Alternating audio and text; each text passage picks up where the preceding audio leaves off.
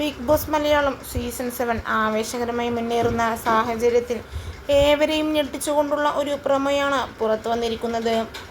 എല്ലാവരെയും ഞെട്ടിച്ച Adila mid week എവിക്ഷനിലൂടെ പുറത്തു പോകുന്നു എന്ന തരത്തിലുള്ള പ്രൊമോയാണ് ഇതിനോടകം തന്നെ പുറത്തു വന്നിരിക്കുന്നത്.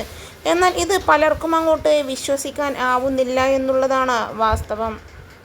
എന്നാൽ കറക്റ്റ് മിഡ് വീക്ക് എവിക്ഷൻ ആണോ എന്നും അതോ ഇത് പ്രാങ്ക് ആണോ എന്നും അതുപോലെ തന്നെ സീക്രട്ട് റൂം എന്നെല്ലാം പറഞ്ഞ് നിരവധി പേർ നിരവധി കമൻറ്റുമായി വരുമ്പോൾ എന്താണ് ഇതിൻ്റെ സത്യാവസ്ഥ എന്ന് അറിയാനുള്ള ആകാംക്ഷയിലാണ് ബിഗ് ബോസിൻ്റെ പ്രേക്ഷകരും ഒന്നടങ്കം.